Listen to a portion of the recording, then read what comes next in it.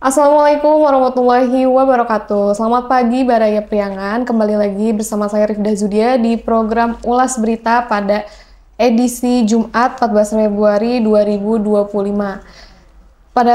Seperti biasanya, pada kesempatan kali ini saya tidak akan mengulas berita sendiri, tapi akan ditemani oleh rekan saya, Saudari Rosmayanti. Rosma, gimana kabarnya, Ros? Alhamdulillah, Tarifda sehat. Tarifda gimana kabarnya, sehat? Alhamdulillah sehat juga. Seperti biasa ya, Teh, kita akan mengulas sejumlah berita menarik dan terhangat yang sudah termuat di Harian Umum Kabar Priangan. Tanpa berlama-lama, langsung saja kita ke berita pertama yang sudah ada di halaman utama, yang mana ex-pegawai RSUD kembali datangi DPRD. Sejumlah ex-pegawai Rumah Sakit Umum Daerah Dr. Soekarjo non-ASN yang tidak diperpanjang kontraknya kembali mendatangi gedung Dewan Perwakilan Rakyat Daerah Kota Tasikmalaya pada Kamis 13 Februari 2025. Mereka kembali mengadu ke anggota DPRD Kota Tasikmalaya terkait nasibnya pasca status sebagai pekerja non-ASN di RSUD Dr. Soekarjo berakhir hingga akhir Desember 2024 lalu, di mana hingga saat ini mereka masih menuntut untuk bisa dipekerjakan kembali sekalipun tidak di RSUD Dr. Soekarjo atau di lembaga lain. Di sini kata salah satu perwakilan ex-pegawai RSUD Dr. Soekarjo, Santi Herianti, usai melakukan audiensi, mengatakan bahwa kedatangan kami ke sini masih sama, yaitu meminta keadilan dan menyampaikan tuntutan kami terhadap pihak RSUD Dr. Soekarjo untuk bisa dipekerjakan kembali. Dia mengatakan karena tuntutan mereka secara langsung sudah tidak didengar oleh pihak RSUD, maka salah satu jalan yang masih bisa ditempuh adalah dengan memintanya kepada pihak DPRD sebagai wakil rakyat untuk serius memperjuangkan nasib sebanyak 265 pegawai yang diberhentikan pihak RSUD. Nah, di sini dikatakan bahwa bagi kami bisa dipekerjakan kembali itu harga mati, walaupun kalau untuk di mana-mananya kita tidak mempermasalahkannya. Yang jelas, keadilan yang kami tuntut adalah kami bisa bekerja kembali untuk memenuhi kebutuhan hidup kami.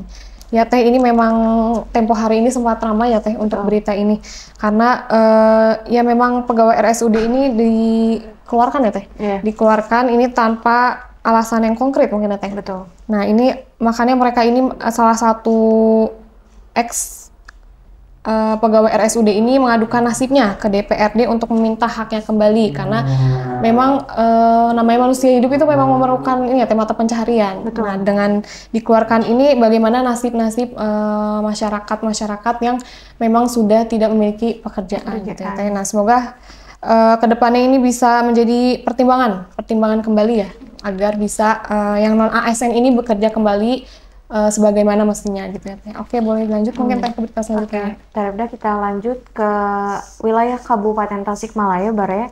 Di sini ada informasi bahwa sekeluarga katanya terpaksa harus mengungsi. Nah, saya baca informasinya. Warga terdampak pergeseran tanah, Nana Rohana, berusia 42 tahun, kini terpaksa harus mengungsi setelah kediamannya di Dusun Marga Mulia, Desa Cikondang, Kecamatan Cineam, Kabupaten Tasikmalaya rusak parah usai terdampak pergerakan tanah. Di sini juga disampaikan, padahal katanya rumah Nana tersebut baru saja selesai direnovasi sekitar 3 bulan yang lalu.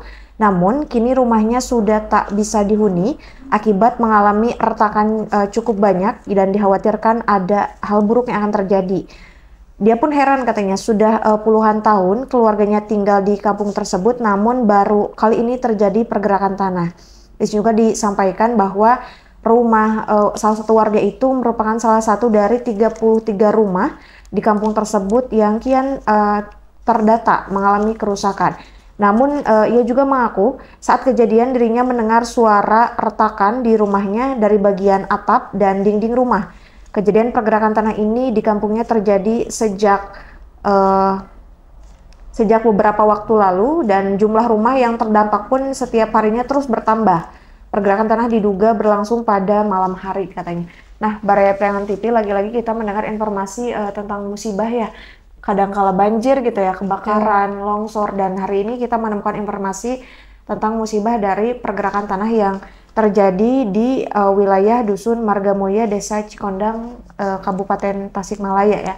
Nah, dalam hal ini tentu ini juga menjadi informasi yang memprihatinkan ya Teh, karena katanya baru pertama kali musibah pergerakan tanah ini ada gitu, dan rumah warga pun salah satunya memang baru direnovasi. Pasca direnovasi baru 3 bulan langsung mengalami kerusakan yang begitu parah sehingga sudah tidak bisa lagi dihuni. Nah, dalam hal ini kalau membaca bencana alam kita tidak bisa terlalu banyak memprediksi ya Teh, karena memang itu di luar kendali manusia. Tapi kita doakan mudah-mudahan para warga yang menjadi korban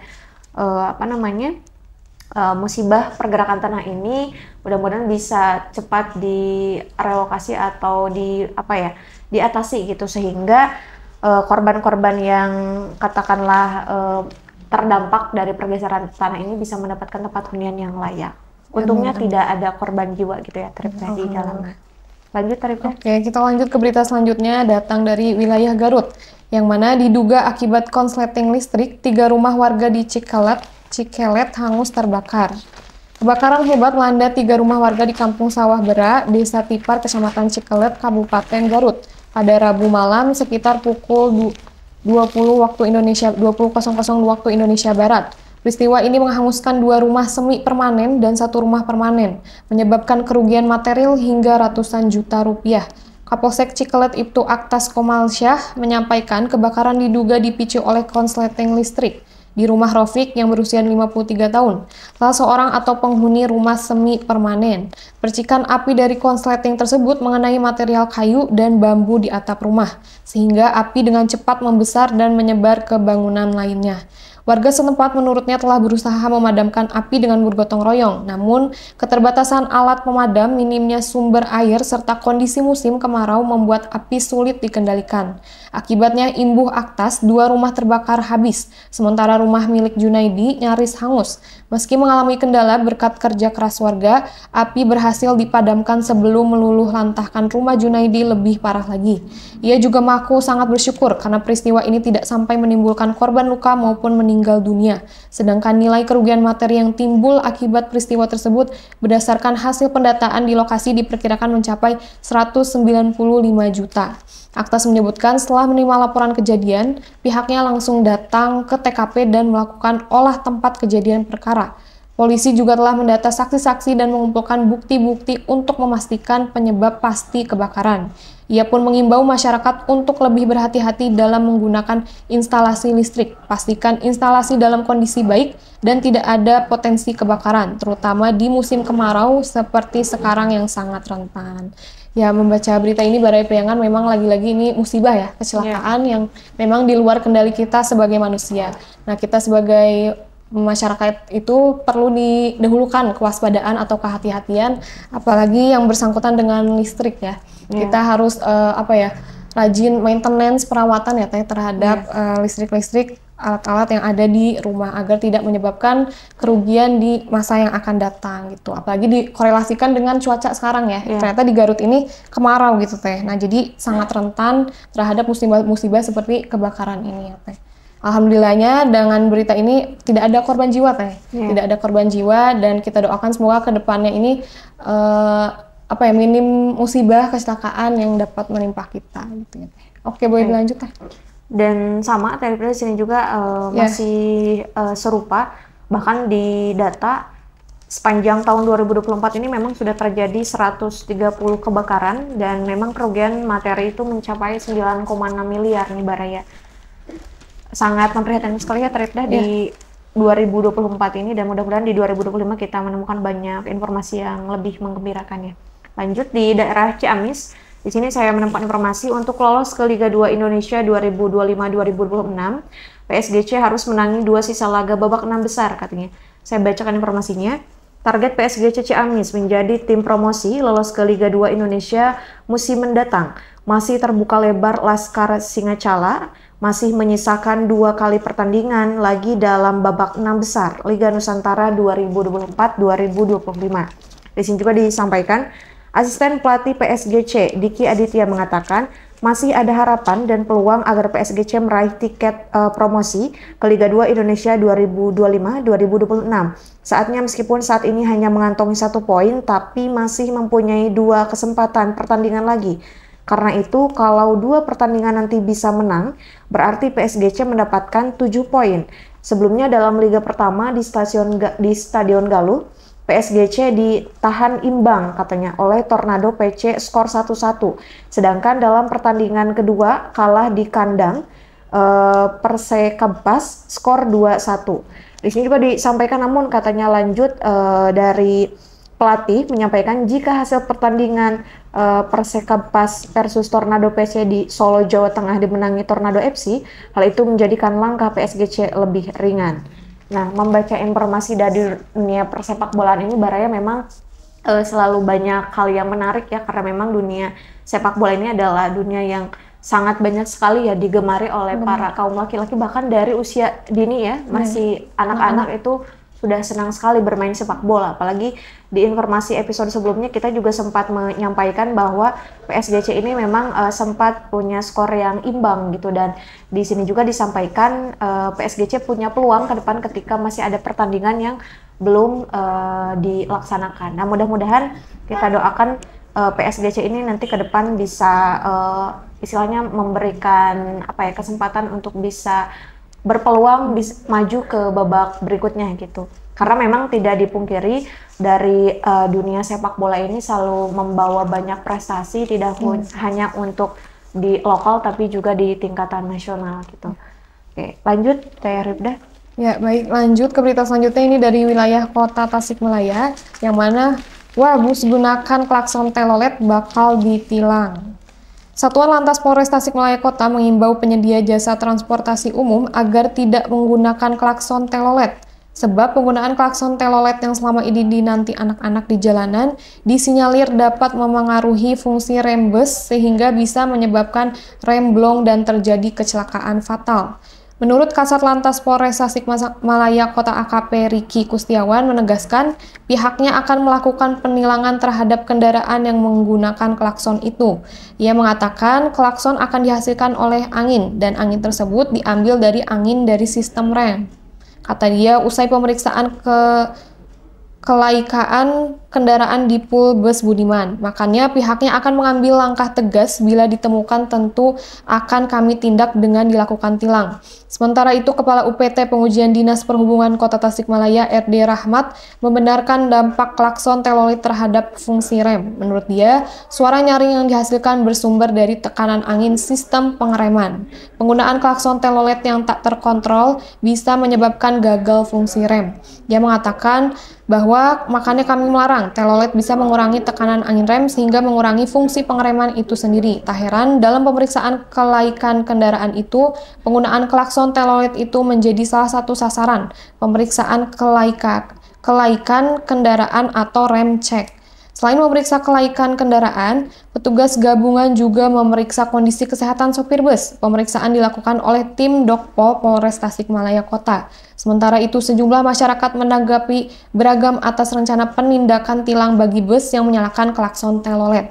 Bagi sebagian masyarakat hal itu cukup bagus, pasalnya mendengar pernyataan pihak berwenang. Ternyata angin untuk klakson telolet dari pengereman sehingga berpotensi terjadi remblong. Ya, membaca berita ini lagi-lagi peringatan ya Teh, khususnya untuk supir bus maupun pengguna transportasi umum gitu ya Teh, karena memang kita ketahui kalau telolet itu kalau di jalan memang rame gitu ya Teh. Sekilas menarik ya. Iya, menarik gitu ya, tapi ternyata bisa juga menjadi polusi suara gitu ya Teh, dan juga ternyata ke dalam mesin di bus ini mempengaruhi remblong nih Teh. Ada kemungkinan remblong gitu, makanya tidak sedikit ketika kita di tol atau di mana bus itu suka mengalami remblong ya Teh. Salah satunya mungkin karena telolet ini. Nah, dengan adanya sidak dari Satuan Lantas Polres Tasikmalaya ini memberikan kabar yang gembira gitu ya, kabar yang baik bagi masyarakat sekitar gitu ya Teh.